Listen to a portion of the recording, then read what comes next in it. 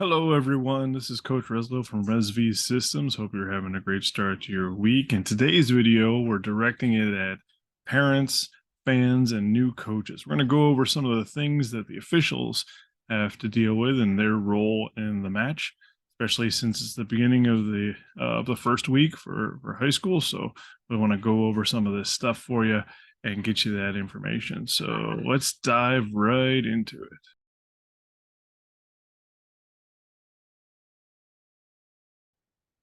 Let's begin with how it works. So, in a volleyball match, you have two officials generally at the high school level. The college level, you'll probably have four, but you'll have two initially. You'll have the top official or the R1 who's on the stand, and then you'll have the bottom official or the R2 who's down by the scorer's table right next to the net.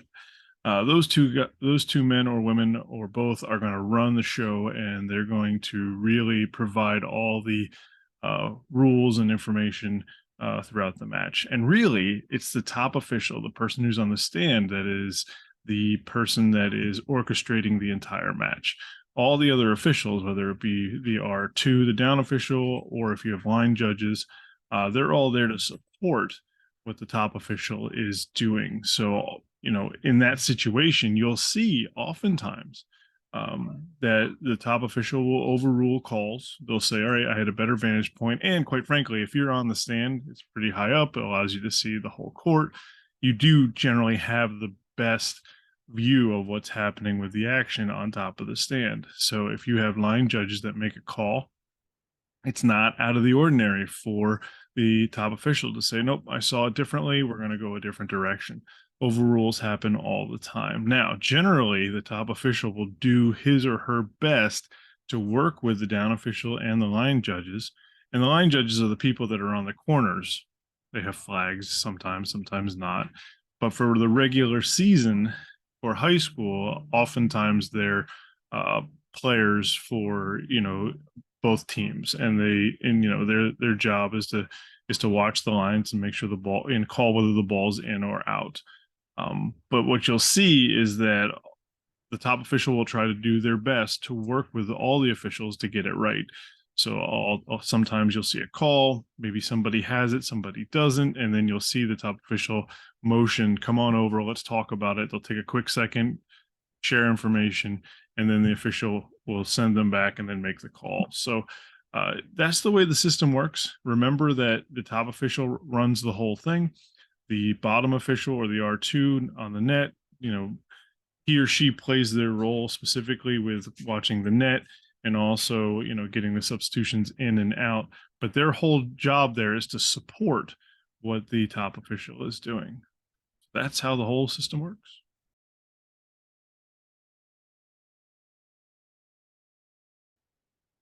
So now we're going to get to the subjective calls or the judgmental calls.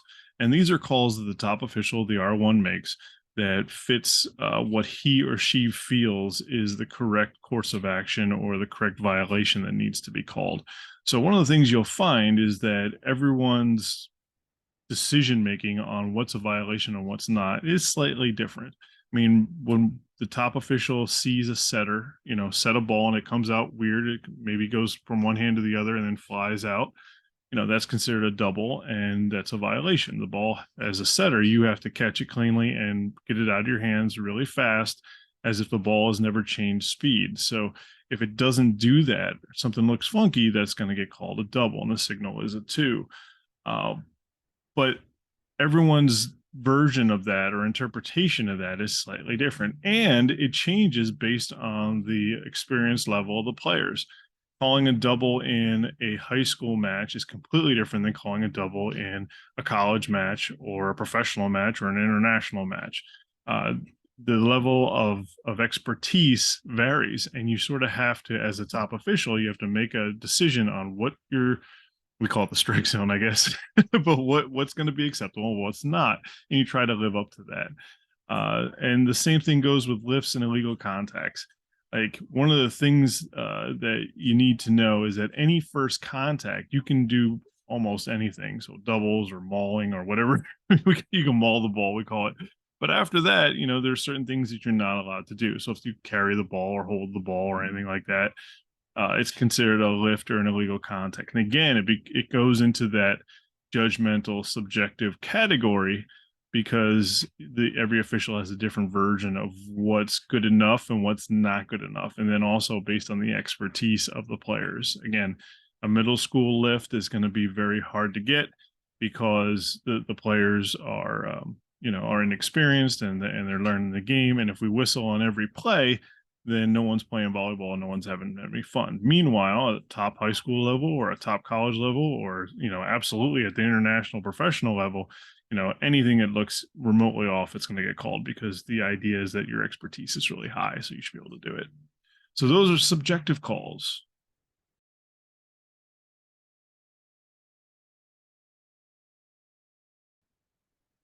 Let's talk about the lines. So the lines in the court, it's a big rectangle with a bunch of lines on it. The ends of the rectangle, which is, with a net in the middle, by the way, the ends of the rectangle are the service lines. And basically what you need to know about the service lines is that you can serve anywhere back there as long as you're inside the rectangle. You can't be outside of it. That's number one.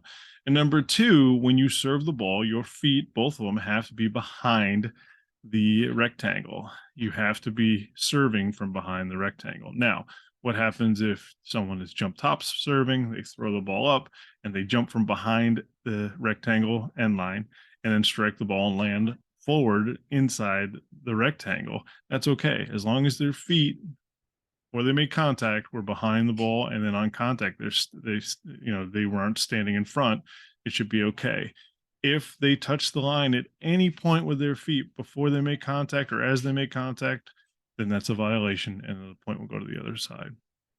We also have the 10 feet lines on the court. You'll see them. They're close to the net, but not still 10 feet off, which is why they're called the 10-foot line, I suppose. And that's sort of a big indicator because there's a couple of things that happen there. Number one, a back row attacker, someone who's in the back row, has to jump, same sort of idea from the service line, has to jump from behind that line and not touch the line at all with their feet before making contact.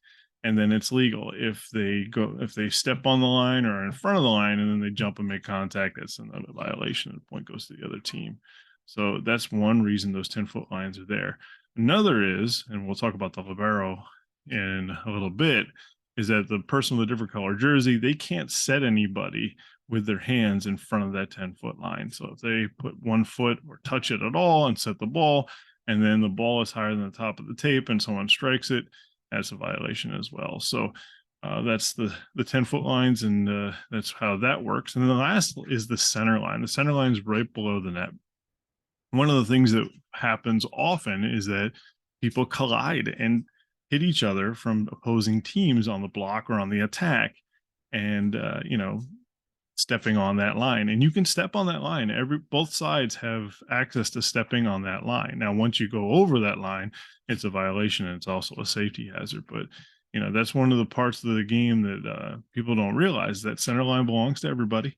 And a lot of times you're stepping on each other as you're there. Now, it doesn't happen often, actually. You would think it happens more than it does. But when it does, almost both sides complains, hey, he's over, he's touching me. But if their feet are on the line, it's okay because everyone has access to that center line. So those are the lines of the game, just so you know that. And then we'll move on.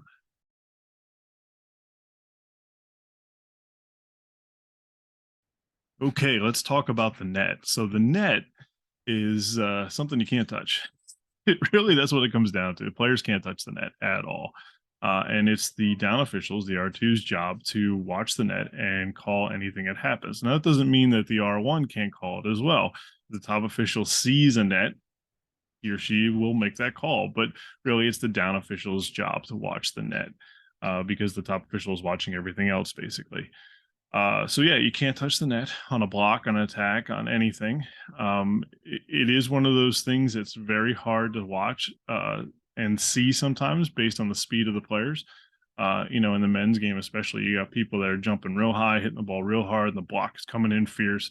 And sometimes, especially as a down official, I've seen this where the ball will hit the top of the tape and push the net into the block. And now, is that a violation or not? And generally, I would say no, because the situation dictated that the net goes into the blocker's hands.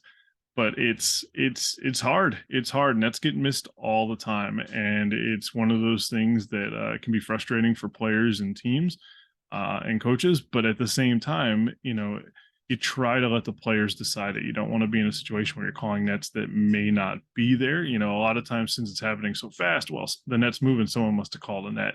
That's not what we're trying to do as officials. We have to actually see it before we make that call.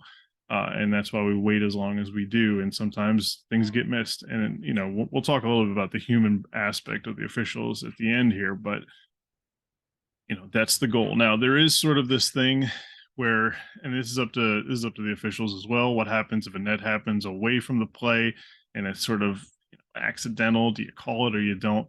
Most refs will let it go if it's away from the play, and sort of, what ends up happening is you have a situation where, away from the play, the guy, is turning to transition and each rubs it with his shoulder or something like that. Is that a violation?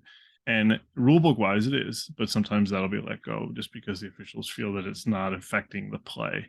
But the rule of thumb really is don't touch the net, and that's really what we're looking for as down officials. Is there a net violation? And if we see it, we call it.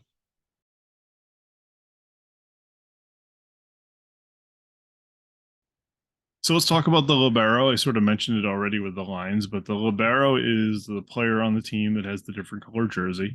And his or her role is really just to pass and dig. Like that's all they really can do. Now you can also have the libero set the offense a little bit, but again, both feet have to be behind the 10-foot line for them to make that set. So it's one of those things where you'll see the libero sub in, sub out for players, and they can sub freely. Whereas when you have a substitution, you basically have to send your player to the substitution zone, and once he crosses that line or she crosses that line, then the official will blow the whistle and do this little thing with their hands, and then that person can be led into the game. And the reason the substitution for normal people, normal players, is so slow is because they have to get it right in the book, because we have rotations and things that we do with the team that if things get out of whack and we have the wrong server and the rotation gets all messed up, we need to have proof that that person subbed in and subbed out. So it's important that as soon as they come into the substitution zone, the down official, his job is to handle the book, and the subs is to, all right, look at the players, look at the numbers, make sure the officiating table, which is really just guys and gals that are working the book and flipping the score chart and all that stuff, or pressing the scoreboard or whatever it is. Hey, this is 16 for 19, do you have it? Yep, put it in, and then you can pass, because we have to get that book right, because that's crucial to parts of the game, especially if things get confused. But with the libero, he or she can come in and out as they please with another player, and it's just a simple sub. So when you see that, those are the two differences in the substitutions, but the libero has a special situation.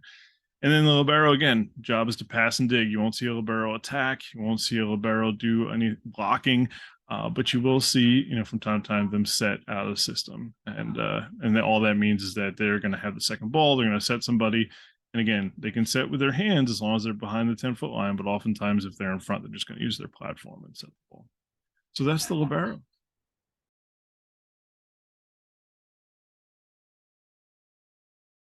So the last thing I want to go over in this video, and certainly there's so many things we can talk about with officiating. We can go into signals, how rotations work, all that stuff, and that's probably saved for a better time or another video. Really, the one thing about signals that you need to know is that the officials are going to make signals to beckon to serve, and they're going to make calls, and they're going to have all these signals attached to it. But all of them have a special meaning. Most of them are pretty obvious, and again, a lot of the times you're really just pointing into what happened. But certainly we can do signals, and we can do the rotation stuff, which is pretty important for the players and the coaches, not so much for the fans and the parents. But the last thing we do want to talk about is cheering for your team and the behavior in the stands. And it's a point of emphasis, mainly because officials, they're human beings. They're going to make mistakes. They're going to have times where they're just off. I know as an official, there are times where I'm feeling good and I'm calling a good game and I'm really happy with it and life is good. But there are also times where I'm like, man, I missed that. Oh, I could have had that one. Should have had that. Didn't have time. Whatever it might be. We're trying to do our best, and certainly, getting getting booed and getting jeered at from the fans is not great. I mean, it is part of the job, but we'd hope that at least it's in good taste and it's not mean spirited, and especially towards the players. So, what we tell the players on the bench and also on the floor is that when you're cheering for your team only. You're really focusing on that, and that goes for the fans as well. Cheer for your team. Don't really get after the other team too much. And I guess the rule is no numbers, names, or specific identifiers. You don't want to call out another player on the other team. Hey, 17, you stink. We don't want to do that. That's somebody's kid, and we don't really want to get a situation like that. We cheer for our team if we can. Of course, there's no swearing. We don't want to hear anything awful, slurs or just mean spirited, terrible things. We don't want to hear that.